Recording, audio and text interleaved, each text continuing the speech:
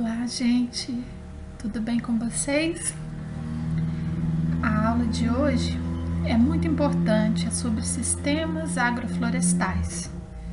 Então, uma forma de cultivar a terra sustentável, rentável, né, e muito interessante. Então, eu gosto muito desse tema. Eu acho que nós evoluímos muito. Na época em que eu era estudante, eu me lembro perfeitamente dos professores, muitos professores, nos levarem a áreas experimentais da UFLA e mostrarem as culturas totalmente no limpo, sabe? O solo nu, só com a cultura principal.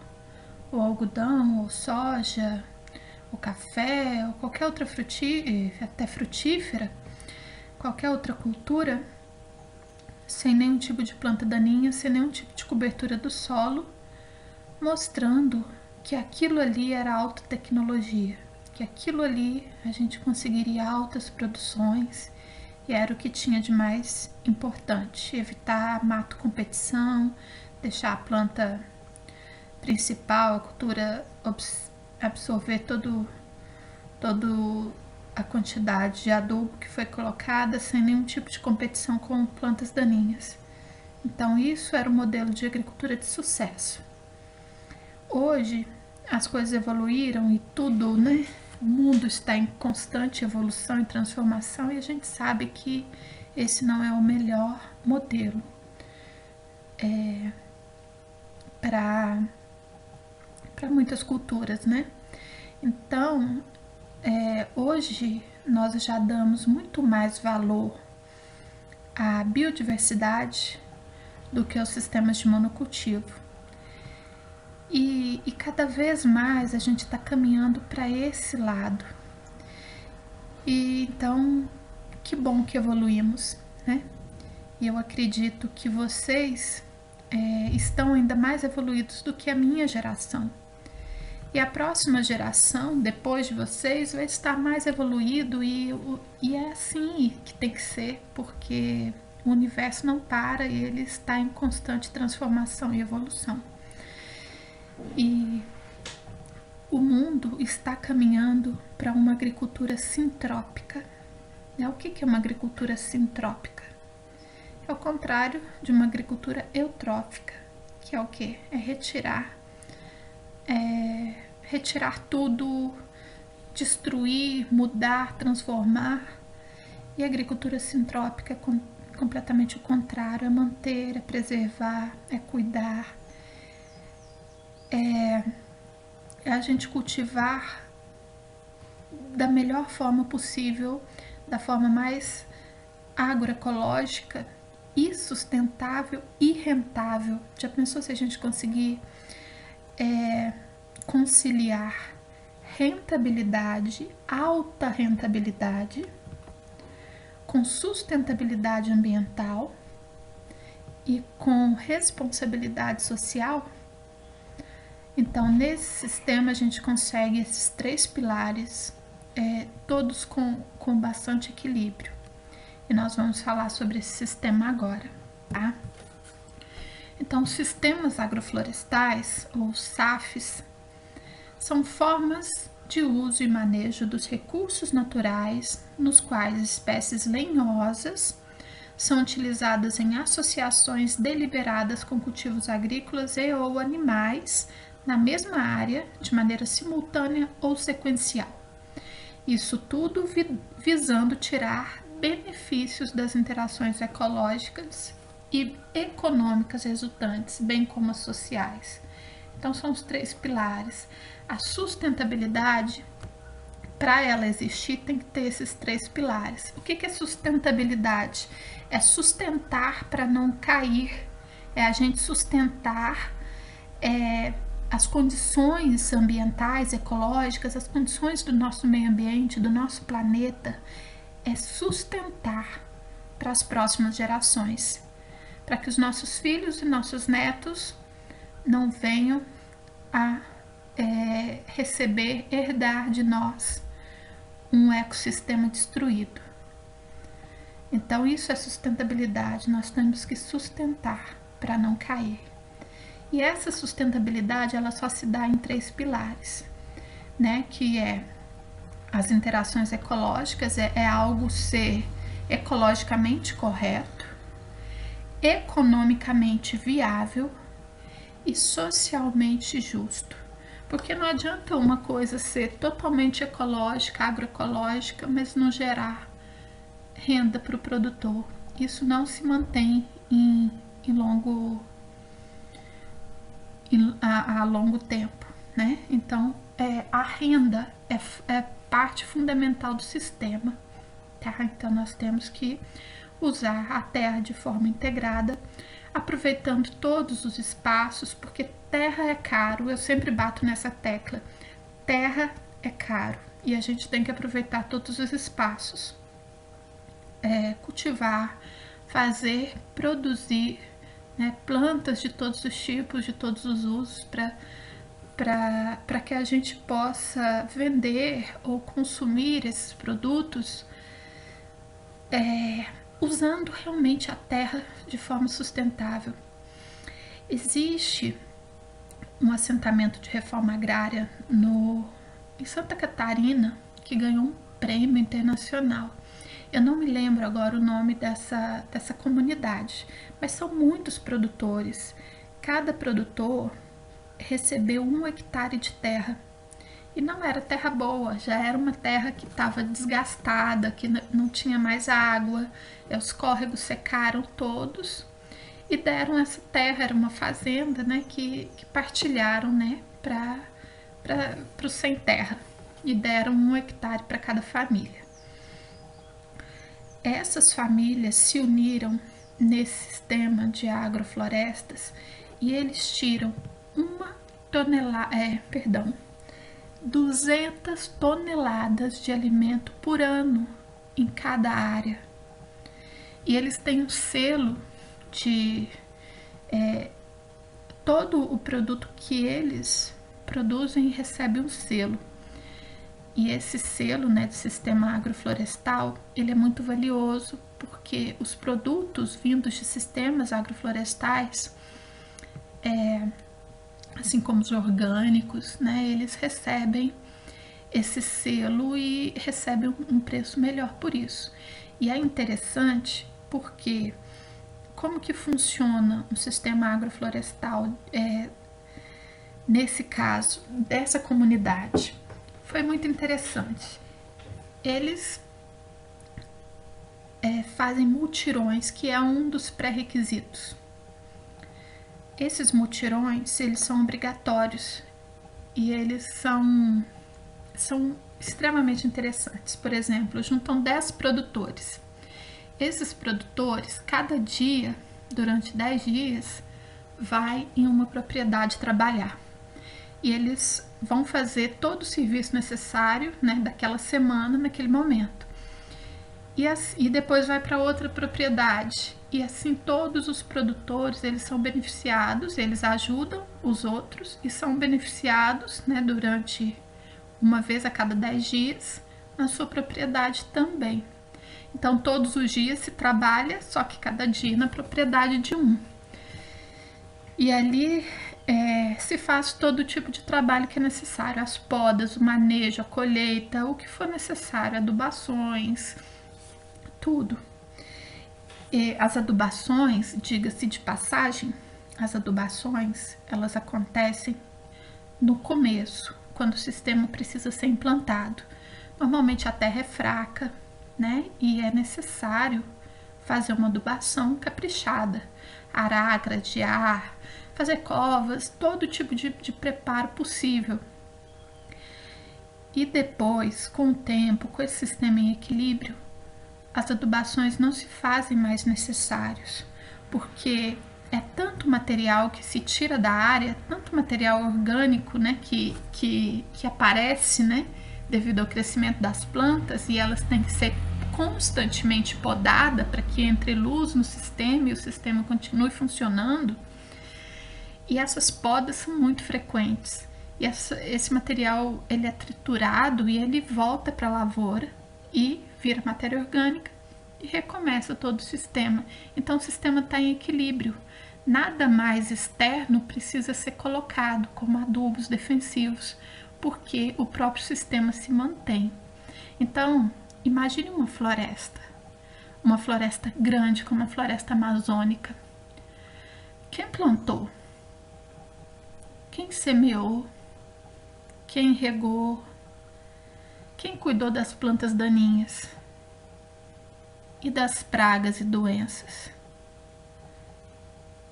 Como que essa floresta está de pé de uma forma tão vigorosa, sem ninguém ter plantado, sem ninguém ter semeado, sem ninguém ter irrigado? É porque a própria floresta se mantém. E é dessa forma que esse tipo de agricultura se mantém.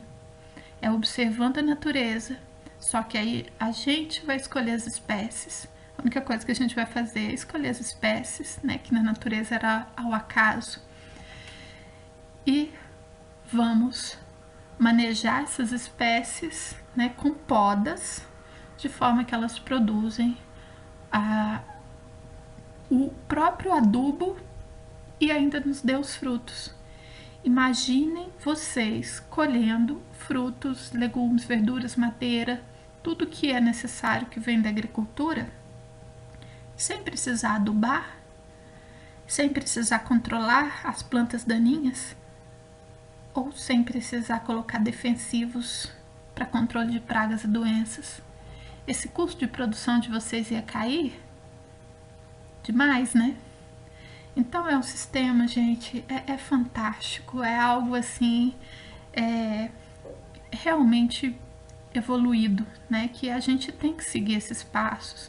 E mesmo que a gente não consiga seguir, implantar um sistema inteiro agroflorestal, mas que nos nossos manejos de fruticultura de forma geral a gente use métodos sustentáveis em alguns momentos, né?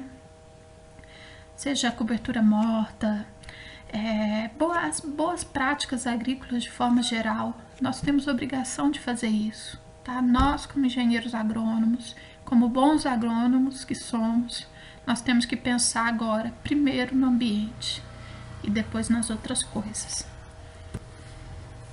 Bom, as características do SAF podem ser praticadas de diferentes níveis. Daqui a pouco a gente vai ver mais sobre isso. A composição, assim como os arranjos espacial e temporal, podem promover inúmeras interações ecológicas e econômicas. Sempre a questão econômica tá muito enfatizada, né? Porque isso é realmente importante. Visam a estabilidade ecológica e econômica e a perenidade do sistema, ou seja, a longevidade desse sistema. Bom, os SAFs eles são classificados de várias formas. Vamos ver como eles são classificados em relação à estrutura. Então, os sistemas agroflorestais eles são divididos em 3 tipos. Sistemas agrocivil-cultural, que são sistemas agrícolas e árvores, é o mais comum. Sistema silvio-pastoril, que são animais e árvores, e sistema agro-silvio-pastoril, que são culturas agrícolas, animais e árvores. E podem ser classificados também em relação ao tempo.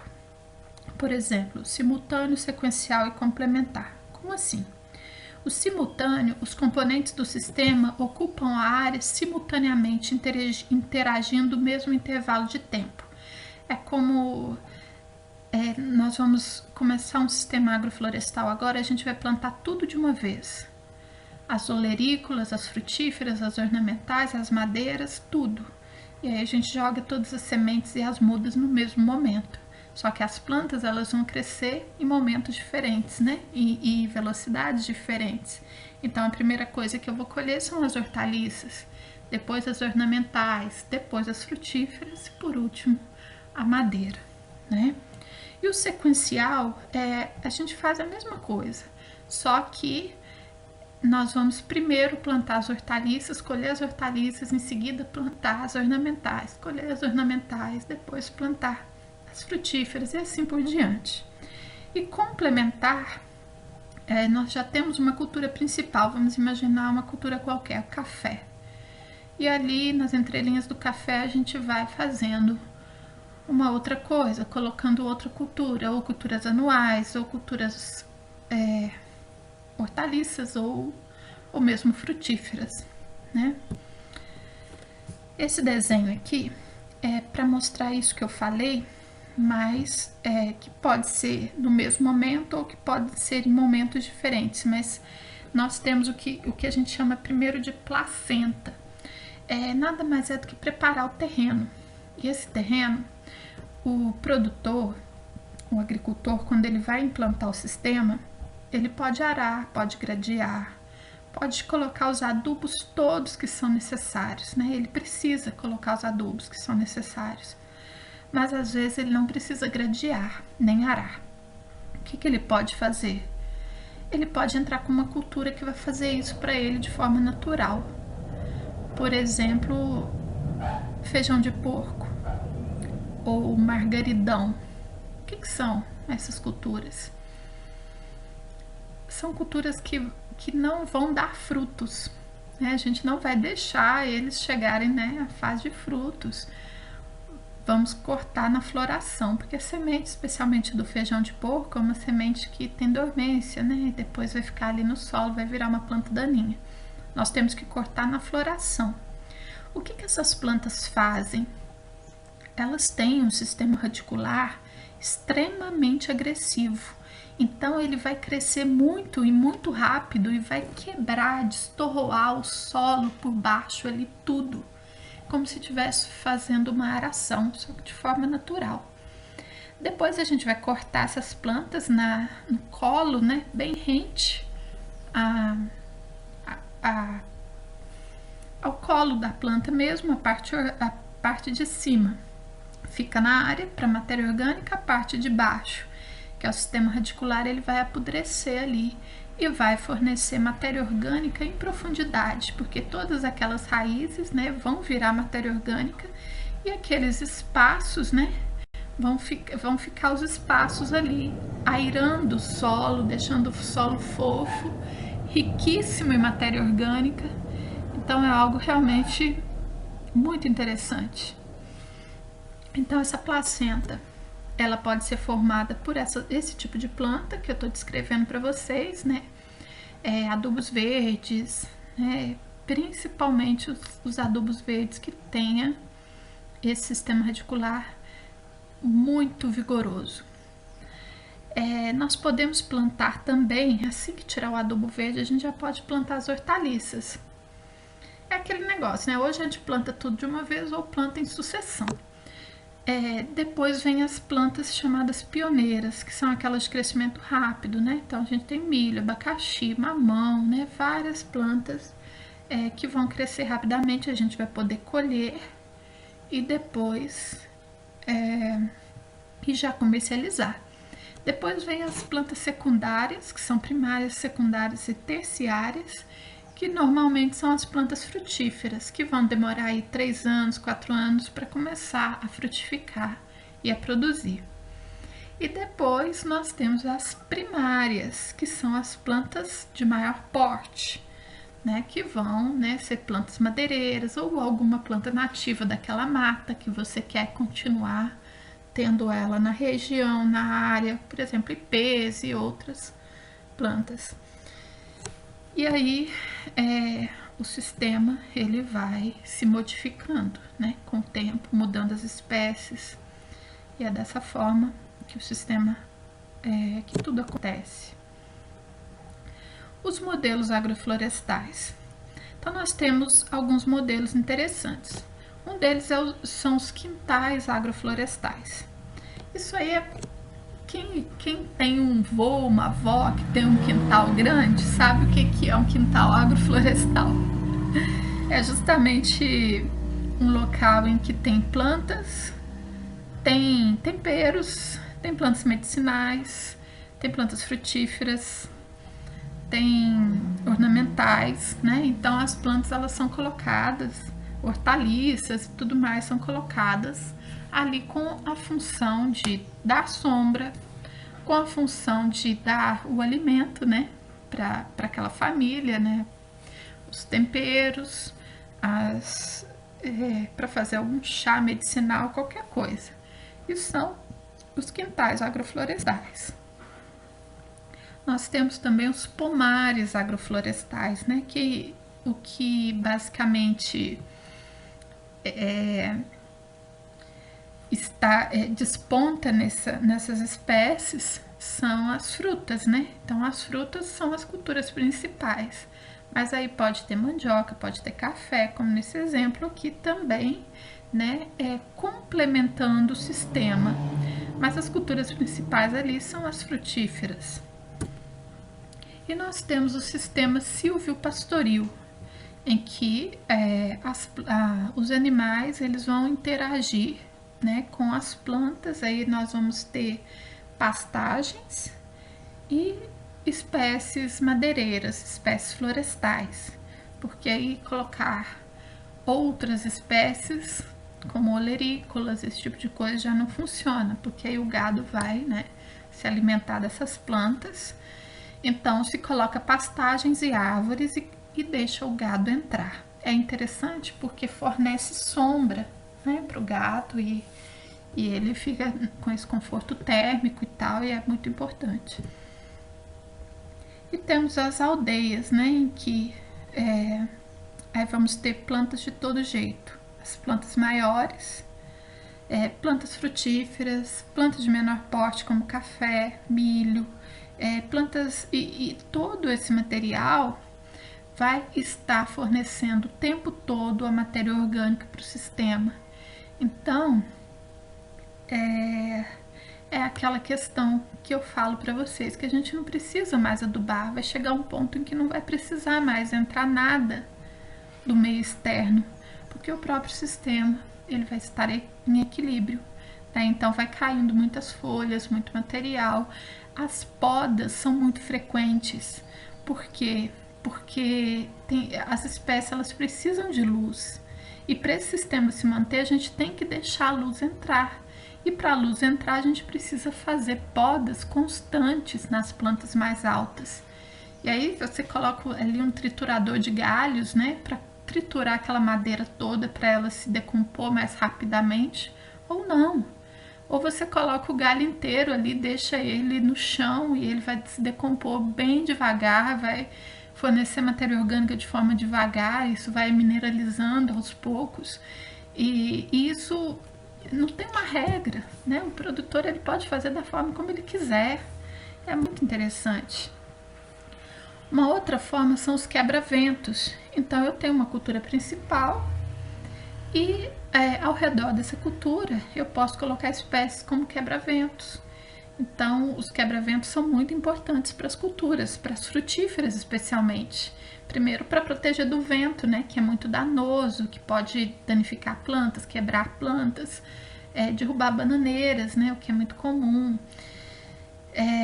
Mas também forma uma barreira física contra esporos de fungos, doenças, né, que vêm de uma área para outra.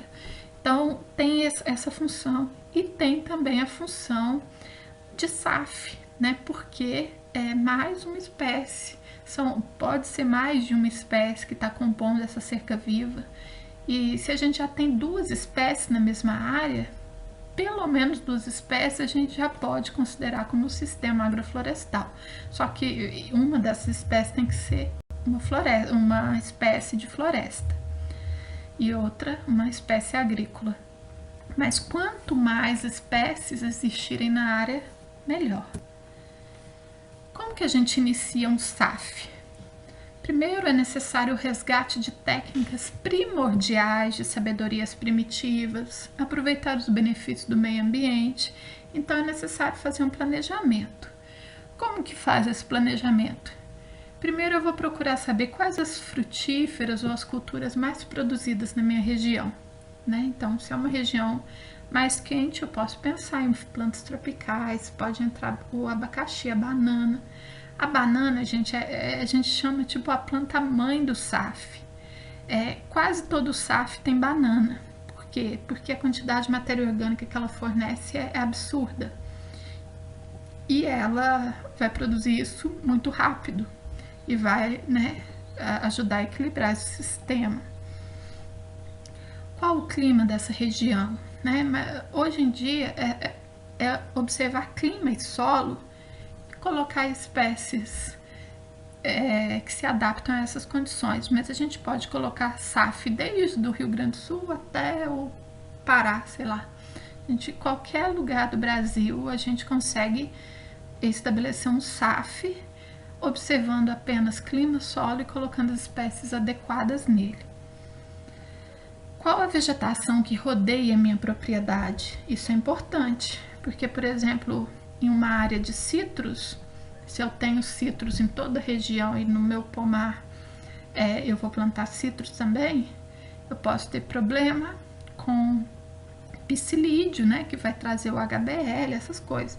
Então, é interessante a gente saber o que tem na nossa região, o que a gente pode plantar ou não e que benefícios ou malefícios eu vou ter em relação à minha vizinhança, em relação às plantas que são produzidas na minha vizinhança.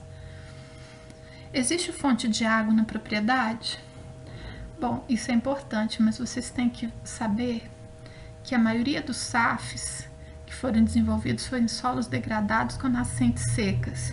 A partir do momento em que eles foi instalado o SAF, à medida em que o sistema foi crescendo e entrando em equilíbrio, essas fontes voltaram. Eu estava falando para vocês do assentamento lá em Santa Catarina, uma série de nascentes que estavam secas, elas revitalizaram naquela região. Então esse também foi um motivo para eles ganharem um prêmio. Então tem a questão desse sistema ser rentável e tem também essa questão de trazer de volta a água e trazer o solo fértil, trazer muitos outros benefícios para o produtor. E qual o tamanho da área? Então o SAF a gente pode colocar em áreas pequenas, como esses são 1 hectare por família, e cada família nesse assentamento está tirando 200 toneladas de alimento por ano e vendendo em feiras, né, especializadas em produtos orgânicos, e com o tempo vira orgânico, né? À medida em que a gente não entra mais com adubos e nem com defensivos e o sistema se equilibra, não é uma regra, não é necessário, não é uma exigência do SAF que as culturas sejam orgânicas, mas elas se tornam orgânicas com o tempo. Olha que interessante. Outra coisa que a gente precisa para iniciar um SAF, escolher diferentes famílias, espécies e famílias para cultivar. É aquilo que eu falei para vocês, quanto mais diversidade, melhor. Combine plantas companheiras benéficas com potencial repelente que possam ser usadas para a fabricação de inseticidas e fungicidas naturais. Então a gente tem uma série de plantas com esse perfil, por exemplo, o NIM, né, que se faz o óleo de NIM. Nós temos as crotalárias, que são plantas armadilhas para nematóides, né, aquela ornamental, não sei o nome dela certo, só sei o popular, que é cravo de defunto. Ele também ajuda, né, a proteger contra nematóides. Então tem uma série de plantas que a gente pode usar para esse fim. As plantas a serem consorciadas devem ser escolhidas pelos seguintes fatores: tamanho, porte, tolerância à sombra, isso é importante, apesar da gente abrir as clareiras, né? As clareiras, a gente deixar as plantas iluminadas com as podas frequentes, mas existem espécies que não toleram um mínimo de sombra que vai ter ali. Então é necessário escolher as espécies certas. Exigência de solo, mais fértil, menos fértil, afinidade com os cultivos vizinhos. Utilize técnicas de manejo que favoreçam o desenvolvimento saudável da floresta, como por exemplo plantio direto. Então, plantio direto ele pode ser feito nesse sistema. Então, a gente não precisará gradear da forma convencional, a gente pode fazer isso, como eu expliquei, com feijão de porco e outras. A poda de estratificação, abrindo sempre, né, para a iluminação do sistema. Adubação verde, essa adubação verde vai acontecer o tempo todo tá se cortando galhos e incorporando na área. As podas nas plantas frutíferas e outras técnicas de manejo que a gente necessita. Se uma planta tem algum problema, como por exemplo o cacau ele é muito utilizado nesse sistema agroflorestal, porque ele tolera muito bem a sombra e ele fornece grandes produtividades no SAF. O cacau ele tem problema com a vassoura de bruxa, né? Existem variedades resistentes que não ficam resistentes por muito tempo. A resistência, o tempo todo que uma cultivar é lançada, ela perde resistência de cerca de 10 anos. Cada vez esse tempo está diminuindo de resistência. Esse fungo, ele pode ser muito bem os produtores convivem muito bem com esse problema em áreas de SAF. Porque quando uma planta exibe a vassoura de bruxa, a planta já está velha, depauperada, ou ela foi podada de forma errada, ou os frutos, né, doentes que caíram daquelas plantas ficaram ali no solo e o fungo continuou ali. Então, os produtores, eles têm cuidado, né, de observar essas plantas, verificar se tem a vassoura de bruxa, eliminar, tirar da área a planta com essa doença não vai, a matéria orgânica dela não vai servir para o SAF, então você retira de lá. E aí observando coisas, o manejo dessa forma simples, ele não precisa utilizar produtos químicos, ele vai manejar de uma forma ecológica, correta, né? É muito interessante. Eu trouxe aqui alguns modelinhos, né, do que a gente pode colocar no SAF. Aqui a gente tem o NIM, né, que é uma planta de alto porte, que é aquela que eu falei para vocês, que a gente pode fazer o óleo de NIM, que é um inseticida natural. Nós temos banana, milho, mamão, açaí, mandioca, pupunha, café, mogno, copaíba, andiroba e abacaxi.